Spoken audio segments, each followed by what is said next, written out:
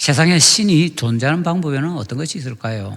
멀리 있을 수 있고 가까이 있을 수가 있습니다. 보통 철학에서는 멀리 있는 것을 초월한다라고 하고요.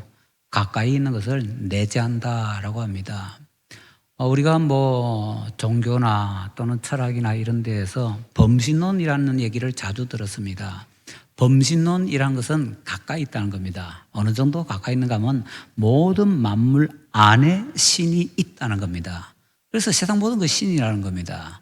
마이크도 신이고요, 꽃도 신이고요, 강대상도 신이고요, 다 신이라는 겁니다. 그게 어디에든지 다 있다. 그래서 이제 내재한다라고 하는데요. 이 내재한다는 것이 관점이 하나 있고 또 다른 하나는 멀리 있다는 겁니다. 멀리 있어서 우리하고 아무 상관이 없다는 겁니다. 그런 것을 초월한다라고 하는데 그 초월하는 신에 대한 얘기는 이제 우리나라에서는 그런 신학이나 종교가 거의 없는데 서양에는 굉장히 강하게 있는데요. 자연신론이라고 합니다. 또는 이신론이라고도 하는데 이건 뭔가 하면은 이런 식으로 비유를 합니다. 어떤 시계공이 시계를 하나 만들었습니다. 스위스에서 조립해서 아주 정교하게 시계를 만들었는데 시계 그 만드는 사람이 마지막 조립을 딱 하는 순간 시계가 째깍 하기 시작합니다. 그런데 그 시계가 째깍 가는 동안에 시계 만든 사람이 내가 만들었으니까 라고 해서 그 시계에다 뭔가를 할 수 있나요? 시계가 가도록 하기 위해서 아무것도 할 수 없습니다. 시계 만드는 사람은요, 만드는 데서 끝납니다. 일단 만들면은 시계는 만드는 사람의 손에서 빠져나와서 자기가 알아서 돌아갑니다. 그래서 자기가 알아서 자연적으로 돌아간다 해서 세상을 그렇게 내버려 둔다고 해서 자연신론이라고 합니다. 또는 서로 떨어져 있다. 그런 의미에서 이신론이라고도 얘기합니다. 자, 이렇게 세상에서 신이 존재하는 방법은 내재한다. 너무너무 가까이 안에서 모든 것 안에 있다. 또는 멀다. 너무너무 멀리 있다. 이렇게 두 가지 관점이 있는데요. 처음 시작하면서 왜 이상한 소리, 좀 어려운 소리를 하느냐. 그게 지금 여기 본문에 나오고 있기 때문입니다. 자, 12절에서 솔로몬이 이렇게 얘기하네요. 그때 솔로몬이 이르되 여호와께서 캄캄한 데 계시겠다 말씀하셨사오나 캄캄한 데 계시겠다라는 것은 하나님께서 영광 가운데 계시겠다는 거고요. 하나님께서 세상과 멀리 동떨어져서 계신다라는 겁니다. 결국은 뭡니까? 초월해 계시겠다라는 겁니다. 자, 그런데 그 다음에 솔로몬이 뭐라고 하는가 하면요. 13절에 내가 참으로 주를 위하여 계실 성전을 건축하였사오니 주께서 영원히 계실 처소로소이다. 이거는 하나님께서 우리 가까이 계신다는 겁니다. 이 성전에 가까이. 이제 내재하시는 신이다라는 거지요. 하나님께서는 초월해 계시면서 내재해 계십니다. 둘 중 하나가 아니라 둘 다가 하나님께서 세상에 계시는 방법입니다. 그래서 나와 함께 하시고 나에게서 멀리 떨어져서 하늘에도 계시고 동시에 같이 존재하시는 분이다라는 거지요. 이 두 개는요, 우리가 선택할 수가 없는 겁니다. 그냥 하나님의 원래의 존재 양식이기 때문에 하나님께서는 초월해 계시기도 하고 내재해 계시기도 하고, 그래서 하나님으로부터 도망할 수 없다는 겁니다. 심지어는 저 지옥 음부에 가서 자리를 펴도 거기도 하나님 계시더라. 다윗은 이렇게 고백하잖아요. 그런 것처럼 하나님께서 아무 데도 안 계시는 곳이 없다. 이걸 다른 말로 뭐라고 합니까? 무소부재라고 표현하는 거죠. 자, 그래서 하나님께서 안 계시는 곳이 없고 하나님께서 손대지 않으시는 것이 없다. 이것이 성경에서 가르쳐주는 바른 그런 신학입니다. 자, 중요한 것은 하나님께서요, 멀리 계시면서 가까이 계시고 동시에 다 하신다라는 겁니다. 솔로몬의 얘기를 보면요, 이 두 가지 다를 강조하는데 그러면서 한쪽으로 살짝 무게중심이 옮겨지는 것이 아닌가라고 느껴집니다. 어느 쪽으로요? 멀리요? 아니면 가까이요? 가까이로. 그래서 솔로몬이 뭐라고 하는가 하면은 13절에 이렇게 얘기하죠. 내가 참으로 주를 위하여 계실 성전을 건축하였사오니 주께서 영원히 계실 처소로소이다.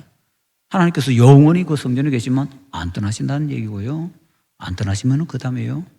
그래서 여기서 나오게 되는 잘못된 신학이 뭔가 하면 예루살렘 불패 신학이라는 겁니다. 또는 성전 불패 신학이라는 겁니다. 예루살렘 성전은 절대로 패하지 않는다는 겁니다. 예루살렘 성전은 절대로 무너지지 않는다는 겁니다. 그런데 중요한 것은 하나님께서는 그렇게 약속하신 적이 없다는 겁니다. 단 한 번도 그렇게 약속하신 적이 없습니다. 내 이름을 두기 위한 성전을 짓는 걸 허락하겠다라고는 하셔도 내가 그곳에 묶여서 영원히 그곳을 떠나지 않겠다라고 약속을 해주신 적이 없습니다. 하나님께서는 언제든지 인간들이 죄를 지을 때 떠나가실 수가 있습니다. 그걸 보여주는 것이 바로 에스겔서입니다. 에스겔서에서는요, 하나님의 영광이 예루살렘 성전에서 빠져나와가지고 저 북쪽으로 옮겨가는 그런 환상의 모습을 보여주고 있습니다. 참 조심해야 되는 것이요, 하나님께서는 바로 여기 나와 함께 계시는데 그럼에도 불구하고 하나님을 여기에 붙잡아 둘 수는 없다는 겁니다. 하나님께서는 동시에 멀리도 계시고 양쪽 다 하시는데 그 중에 어느 하나 내 마음에 드는 것을 취하여서 이렇게 저렇게 라고 할 수는 없다라는 것을 우리가 꼭 기억을 해야 되겠습니다. 그런데 이 열왕기서에서 보면요, 솔로몬이 참 멋있게 시작하는데 뭔가 조금씩 끼우뚱 하면서 자꾸 뭔가 조금씩 추가 중심이 옮겨지는 것 같은 느낌이 살짝 드는 것은 왜일까요? 어떻게 보면 하나님께서 영원히 계실 것이로다, 솔로몬이 말하는 바로 이 말 자체가 이스라엘 백성들이 나중에 예루살렘 성전 불패 신학을 만드는 재료가 되었을지도 모릅니다. 하나님께서는 영원히 계신다고 약속도 안 해주셨는데, 자, 이렇게 성전을 향해서 서서 솔로몬이 하나님께 말씀을 드리고 나서 그 다음에 뒤돌아섭니다. 그 뒤돌아서서는 이제 백성들이 쭉 서 있는 거죠. 그 백성들을 향해서 축복을 했다라고 14절에 얘기합니다. 그리고는 그 서 있는 회중에게 계속 얘기하는데 15절 이하가 그 축복의 내용인지 아니면 축복한 말은 기록을 안 해놓고 그 다음에 축복했다라고 말하고 축복하고 나서 했던 다른 말을 기록해 놓은지 우리는 조금 이제 구분하기가 쉽지가 않습니다. 그런데 15절 이하의 내용을 보면은 이게 축복이라고 할 수가 있는가라고 생각이 될 정도로 고개가 갸우뚱해지게 됩니다. 자, 그런데 여기 14절 이하의 이 내용을 쭉 보다 보면 아직까지도 솔로몬은 여전히 마음이 그래도 바른 곳에 잘 서 있다라는 것을 보여주는 그런 그 표현이 나오고 있습니다. 자, 15절 끝에 한번 보시기 바랍니다. 이제 그의 손으로 이루셨도다. 뭘 이뤘습니까? 예루살렘 성전 지었잖아요. 성전 지은 것을 주님께서 손으로 이루셨다고 합니다. 예루살렘 성전 누가 지었는데요? 솔로몬 자기가 지었습니다. 그런데 솔로몬이 뭐라고 얘기합니까? 자기가 성전을 지었는데 주님께서 지으셨다라고 표현합니다. 이게 중요하죠. 세상 그 무슨 일을 행해 나갈 때 내가 한다, 내가 해야 됩니다. 그런데 내가 했다, 나만 했다, 이건 아니라는 겁니다. 주님께서 함께 해주셔야 되고 그 일이 이루어지고 나서는 주님 하신 것입니다 라고 주님께로 영광을 돌릴 수가 있어야 됩니다. 솔로몬이 아직까지는 그렇게 주님 앞에 영광을 돌리는 모습을 보여주고 있습니다. 자, 이제 솔로몬이 하는 이 얘기를 보면은 이스라엘이 애굽에서 나와서 가나안 땅에 들어왔을 때 다윗 때까지 하나님께서 이 이스라엘 백성들 가운데서 아무 성읍도 택하지 않으셨는데 다윗을 택하셨다라는 말씀을 하십니다. 왜 그런가 하면은 성전 건축은 아무 때나 할 수 있는 것이 아니라 평화의 때에만 할 수 있는 것이거든요. 그래서 이 평화라는 것이 굉장히 중요하다라고 계속 말씀을 드리고 있습니다. 자, 그러면은 다윗의 때가 왜 중요한가 하면 다윗의 때까지는요, 주변의 나라들에서 이스라엘이 계속해서 공격을 받았거든요. 그래서 항상 전쟁이 있었습니다. 전쟁 틈바구니 속에서는요, 성전을 제대로 지을 수가 없습니다. 짓는데도 엉터리로 짓게 됩니다. 그래서 가장 필요한 것이 성전 건축을 위해서는 평화라는 것이 필요하다라는 것이지요. 자, 그런 것을 살짝 보여주는 것이 어딘가 하면은 사무엘하 12장 24절 말씀입니다. 사무엘하 12장 24절 25절 가서 한번 같이 보시겠습니다. 사무엘하 12장 24절 25절 말씀입니다. 자, 24절 25절 우리 함께 읽겠습니다. 다윗이 그의 아내 바세바를 위로하고 그에게 들어가 그와 동침하였더니 그가 아들을 낳음에 그 이름을 솔로몬이라 하니라. 여호와께서 그를 사랑하사 선지자 나단을 보내 그의 이름을 여디디아라 하시니 이는 여호와께서 사랑하셨기 때문이더라. 아멘. 24절 25절 조금 우리가 제대로 이해할 필요가 있습니다. 25절에 보면 여디디아의 각주가 있네요. 각주에 뭐라고 되어 있나요? 여호와께 사랑을 입음. 여디디아라는 이름의 뜻은 여호와께 사랑을 입음이라는 뜻입니다. 자, 그런데 우리 성도 여러분, 여디디아라는 이름이 성경에 몇 번 나오는 줄 아세요? 성경에 몇 번 나오는 줄 아세요? 몇 번 나오는 줄 아세요? 예, 우리 성도님들은 대단하십니다. 이런 어려운 것도 다 아시고. 한 번 나옵니다, 한 번. 하나님께서 주신 이름 아닙니까? 그런데 여기 딱 한 번 나옵니다. 여디디아 이름은요, 그 외에 아무데도 안 나옵니다. 이상한데? 하나님께서 이름을 주셨는데 왜 주셨죠? 다시 봅니다. 24절, 25절 보면 다윗이 아들을 낳고 이름을 솔로몬이라고 했는데 하나님께서 여디디아라는 이름을 주십니다. 혹시 이거 하나님께서 이름 바꿔주신 것 아닌가요? 시몬을 베드로라고 바꿔주십니다.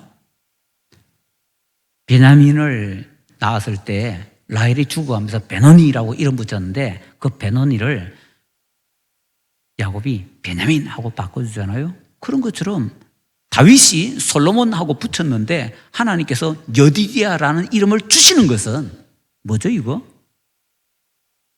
솔로몬보다는 여디디아로 부르고 여디디아로 살아라라는 얘기 아닌가요? 솔로몬은 다윗이 지어준 이름입니다. 여디디아는요 하나님께서 주신 이름입니다.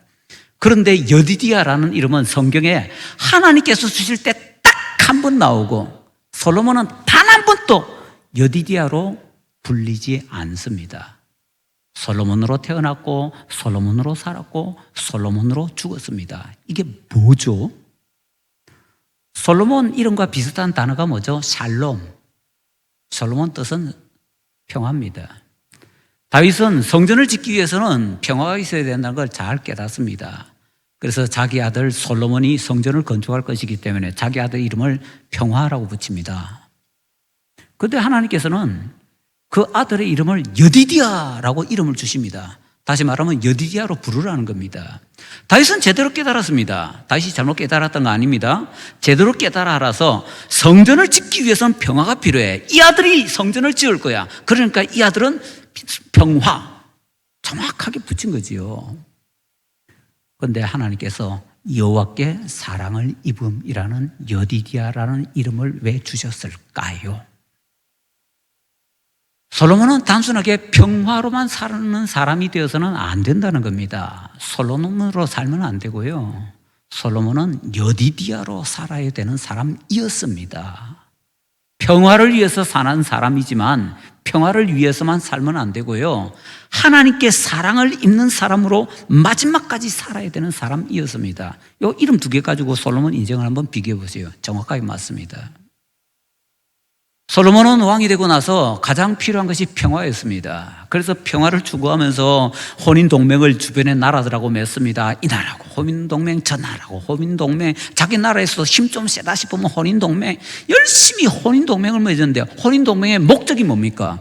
우리는 우리나라의 고려시대 태조 왕건이 수많은 결혼을 하면서 혼인동맹을 하면서 무슨 목적을 위해서 했는지 알잖아요. 평화. 평화를 얻기 위해서 고려 태조는 죽으라고 혼인동맹을 맺었고요. 그것 때문에 나중에 자식들끼리 죽으라고 싸우잖아요. 솔로몬이 평화를 얻기 위해서 죽으라고 혼인동맹을 맺고 1000명이나 되는 처첩을 거느리면서 살았습니다. 그런데 솔로몬은 어떤 인생이었나요? 결국에는 하나님 버리고 도망가는 인생을 살았습니다. 왜요? 솔로몬이 평화가 필요한 사람이었고 평화가 있어야 예루살렘 성전을 건축하니까 평화가 절실했던 사람 맞습니다. 그런데 솔로몬은 평화만을 위해서 삽니다. 그러다 보니까 솔로몬이 어떻게 됩니까? 인간적인 술수와 방법을 동원해서까지 평화 그러다가 그 마지막 말로는요 혼인동맹에서 그 혼인동맹한 여자들을 위해서 집도 지어주고 우상신전도 지어주고 같이 가서 제사도 드려주고 하나님 버리고 우상만 섬기고 그런 인생을 살게 되는 것이지요. 하나님께서 그것까지 보셨는지 솔로몬의 이름을 여디디아라고 붙이신 것입니다. 솔로몬은 평화로만 사는 사람이 아니라 하나님의 사랑으로 살아야 되는 사람입니다. 하나님의 사랑을 입어야 사는 사람이었습니다. 그런데 솔로몬으로만 살았습니다. 여디디아라는 이름으로는 불려지지 않고 여디디아로는 살지 못했더라라는 것입니다. 이름 하나에서 벌써 솔로몬의 인생 전체가 다 담겨 있습니다. 솔로몬이 죽을 때까지 하나님의 은혜를 힘입으면서 하나님의 사랑을 힘입으면서 살았다면 솔로몬이 하나님 버리고 도망갔겠습니까? 우상 섬겼겠습니까? 솔로몬으로만 살려고 하다 보니까 평화가 중심이 되어서 오직 평화 그러다 보니까 쓰지 말아야 되는 인간적인 방법들도 동원하고 잘못된 그런 죄악적인 방법도 동원하고 그러다 보니까 잘못된 길로 가서 결국에는 엉망진창의 삶이 되어버리더라라는 것이지요. 여디디아라는 이름을 하나님께서 왜 주셨는가? 하나님의 사랑 없이는 살 수 없는 사람이다라는 것을 마지막으로 그렇게 여기면서 살았더라면, 하다못해 이름이라도 여디디아로 불리면서 살았더라면 여디디아, 여호와께 사랑을 입음, 여호와의 사랑 없이는 난 못 사는 사람이야 라고 했다면 하나님 버리고 우상 섬기는 길로 나갈 수가 있었을까요? 아마 가다가 걸음이 한 걸음 두 걸음 멈칫멈칫 하는 것이 일어나지 않았을까요? 여디디아로 불렸다면 솔로몬으로 불리니까 그쪽 끝까지 간 것이 아닌가라는 것들도 생각해 볼 수가 있다라는 얘기입니다. 자, 하나님께서는 솔로몬이 성전을 건축하게 하셨습니다. 평화의 시대가 되어서 솔로몬은 열심히 성전을 건축했습니다. 그래서 이제 솔로몬이 지금 하는 얘기를 보면은 솔로몬 얘기 전체에 있어서 오늘 우리가 읽은 본문에서는요, 가장 중요한 내용이 뭡니까? 21절에 있는 것이지요. 내가 또 그곳에 우리 조상들을 애굽 땅에서 인도하여 내실 때에 그들과 세우신 바 여호와의 언약을 넣은 궤를 위하여 한 처소를 설치하였노라. 솔로몬이 성전을 건축을 했는데 성전을 왜 건축했는가? 언약궤를 안치하기 위해서, 봉안하기 위해서 성전을 건축했다라고 얘기를 하고 있습니다. 이것을 다윗의 신앙과 살짝 한번 비교를 해봅시다. 솔로몬이 성전을 건축할 때 솔로몬의 마음속에는 뭐가 가득해 있는가 하면요, 언약궤가 가득해 있습니다. 그렇다면 다윗은 어떤 사람이었는가? 다윗에게 있어서는 뭐가 중심이었는가 하는 것을 한번 살펴보자 하는 얘기입니다. 자, 역대상 28장 2절로 한번 가보십니다. 역대상 28장 2절입니다.